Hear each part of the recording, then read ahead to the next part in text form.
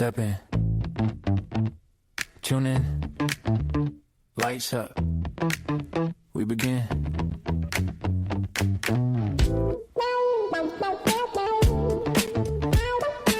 In Motion presents The Sports Lab, where we discuss all things sports performance with Sian Thomason, sports podiatrist, and Damien Walsh, sports performance coach.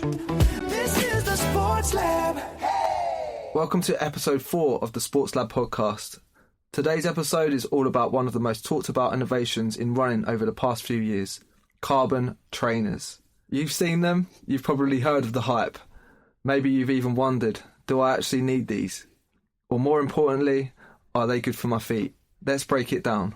So, Sian, what are carbon fibre trainers? Right, so simply, they are running shoes or trainers that have a rigid carbon fibre plate that's embedded into the midsole. That plate works alongside a highly responsive foam, usually, to create a kind of spring effect or spring-loaded effect when you're running. The idea behind them is to improve the running efficiency and help you use less energy, but at a faster pace. So, you'll know this, but from a performance perspective, they can definitely make a difference. However, there's quite a lot of things that go around with that. So it's not as straightforward as a carbon fibre trainer is going to make you run faster. It doesn't work quite that simply. You will see elite runners in them mostly, especially at races. And you'll see them at all kinds of distances. But performance is only kind of one part of it. There's whole lots of things to think about. So what's happening biomechanically? So, yeah, this is where it gets interesting. So most people buy a carbon plate trainer because they've seen somebody else wearing them, or they've seen a famous person running in them, or they've just seen them advertised. But there's a lot to kind of break down before actually starting to wear one. Basically, the stiff carbon plate reduces how much the foot bends naturally. Yeah, so it means that your toes and forefoot that would normally help to push you and propulse you forward when you're walking and running, with a carbon plate, it means that motion is limited. So instead, the shoe takes over that role. So your body's not doing it. The shoe's basically doing it for you. Now, obviously, if we're talking about speed, can be really fantastic because your body's not going to fatigue over time by doing that. But it also does change completely how you run and the biomechanics of your actual running. So you can see quite a lot of extra stresses going through the ankle and lower leg, much more demand on Achilles tendon, and your intrinsic muscles of your foot, and especially the forefoot, are working less. So you're really shifting the effort from your foot up into the higher structures of your leg, ankle and leg. So that's kind of where things get interesting from a podiatry perspective, because that's when we start to see potential injuries happening. Who should use them? Carbon fibre trainers, as I've already suggested, are very specific for specific people, but really for much faster paced runners. Yeah, so runners that are really experienced in going at quite a decent cadence. Race days, you wouldn't really wear a carbon fibre trainer to run, would you? Race days? On regular days. On regular days. But not for regular days. So yeah, a lot of athletes would have like their regular daily trainer. Yeah, but it's not a carbon plate one. No. So we're going to save them for race days. Let's call a carbon fibre trainer a performance shoe. Yeah, absolutely. And as I've already said, like experienced runners really only that have a really good solid biomechanics, so good strength support within them, not someone that's just started running and doesn't do any strength training. Also, you kind of have to have no injuries, lower limb injuries, to be able to run in a carbon plate, because any kind of lower limb injury is going to be exacerbated in a carbon plate trainer. So you've really got to be in a strong place to start wearing one. Is there any particular people that should be cautious of using or wearing carbon fibre trainers? Lots of people should be cautious of wearing them. Everyone, really. Doesn't mean you can't wear them, but you should be cautious. Anyone that has kind of Achilles tendon issues or previous Achilles tendon issues, calf tightness is probably the most important one.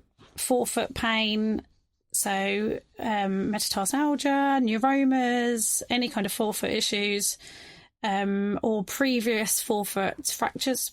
I wouldn't put anyone in a carbon. Because it's like important to expose your foot to the full like motion of running.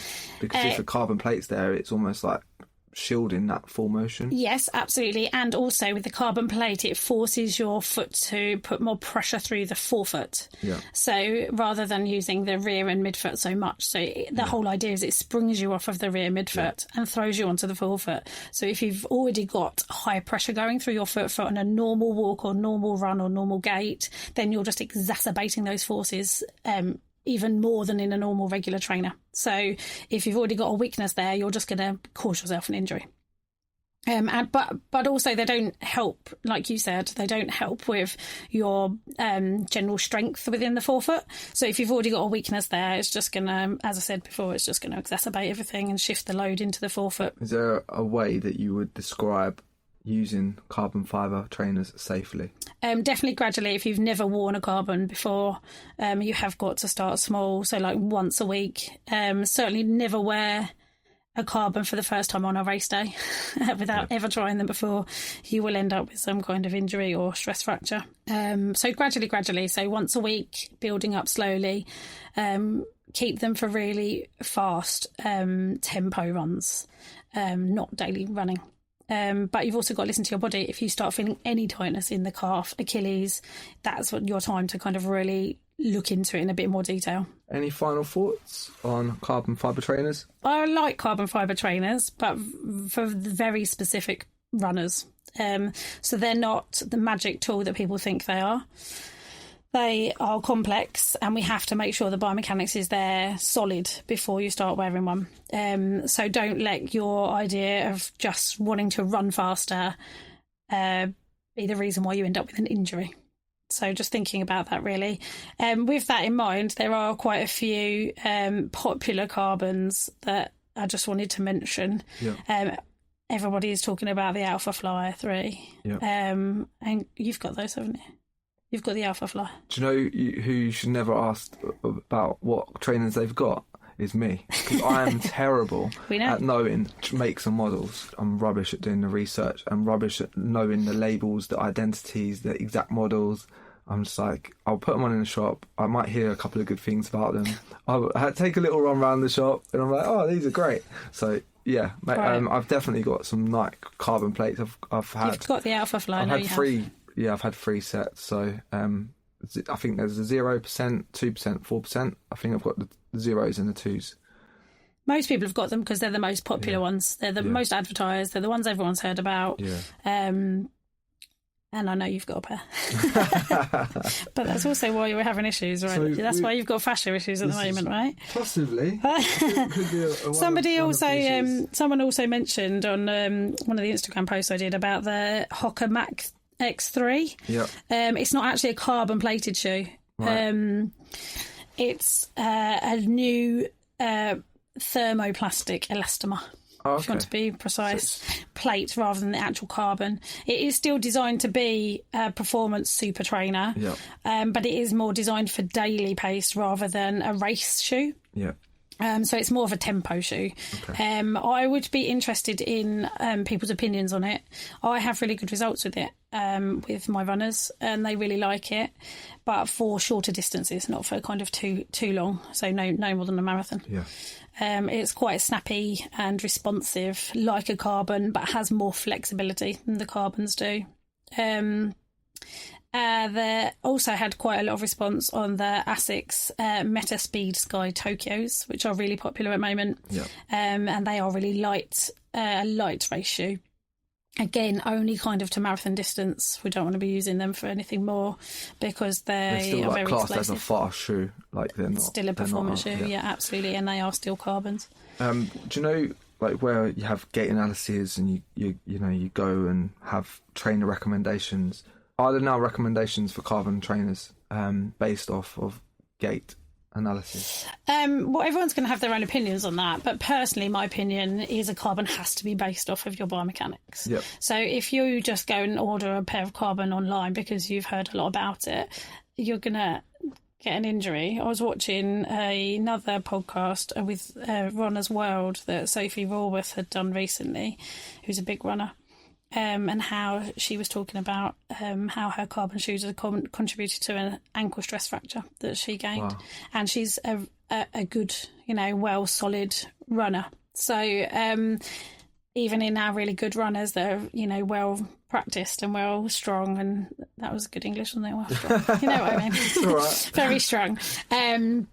I was still getting injuries with carbons. Yeah. So they are very specific. So I personally wouldn't recommend anyone get a carbon unless they've had their biomechanics looked at first and make sure that their body can handle it, because it's not going to be suitable for a lot of people. And I don't want to give anybody the idea that a carbon shoe is going to be the reason they get their PB or they get their race quicker, because it's not the only thing. I think I read somewhere recently that it's the maximum that the carbon shoes are going to offer maximum is a 4% increase in your speed time. So that's the maximum. So, and bear in mind, these are all tested in labs. So probably we're looking 2%. Right. Yeah, they're not. Are they really going to be testing carbon trainers with 4-hour marathon runners? And that's the thing, isn't it? Right. Yeah. And that's exactly my point, really, is that they are so specific. So if you're only going to end up with a 2% improvement from the carbon, but actually going to end up with an injury, it's probably not worth it. You've got to have that strength behind you first to make sure that you can handle it, basically. So I mean, we could talk all day about carbons, to be honest, but I just wanted to give everyone a bit of a snippet into them, because there's a lot of new runners out there. Obviously we've got the marathon coming, London Marathon coming up. It's marathon season. Marathon season, it is. So people are coming to me with thoughts and ideas and wanting to know more about it. So I was just kind of getting the information of the basics out there. But if anybody wants to know precise details, and obviously let me know. And if anyone wants biomechanical assessment to see if they're suitable for carbons, obviously also let me know. Cool. And we'll go from there. But any questions, then drop them over to me. That's all right. I've got a final thought. Final thought. And then another little question after that. Yeah. So the final thought is, what are your thoughts on the brand new super duper carbon fibre trainer that's just been released by Lidl? I wondered where that question was going. I was getting a bit nervous about my knowledge. Do you know what? I really want to get hold of one. Has anyone got one I can look at out there? I'm sure we're trying to order some in. If anyone's got one I can look at, I'd be really grateful, because I've only seen Instagram people with them on, so I can't really comment. I've heard that they're super rigid, and they're just not enjoyable. Someone actually flew over to Ireland just to do a session in them. I saw. I'm concerned, because I don't really like the fact that people are ordering carbons online, let alone going into Lidl and ordering a carbon when they've they might be completely unsuitable for a carbon. So it makes me nervous. But then buying any trainer in Lidl is going to make me a bit nervous. So maybe if everyone brought the Lidl carbon fibre trainer and started running every day in them, then Sian would have so many more patients. Start running them, people. I need some business. The other thought was, like we just mentioned, London Marathon. Obviously, there's the exhibition. It's 4 days before it. Will you be attending? I am. Cool. I'm going to the Marathon Medicine Conference on the Saturday. Yes, on the Saturday. And then I'm going to go over to the expo, I think. Cool. So I will be there. If anybody else wants to be there or is there, let me know and we can catch up. I think it's going to be good. It will. I can't wait. Yeah, me and Luca are going to be going on the Friday. Yeah, I think it's going to be a really nice nice day. Let's just hope the weather's nice for the actual marathon. It'll be beautiful, but let's hope it's not as hot as last year. Oh, no. It was sweltering. That's never great. It really did impact so many people's times last year, but I'm sure this year weather is going to be perfect, and we're going to have 4 days at the expo. It's going to be amazing. The crowds are going to come out. I think it'll be a record-breaking London Marathon. Yeah, let's hope so. Okay. But cool. Yeah, absolutely. Right. Any more questions, then let me know. Nice one. Thank you very much. Thanks.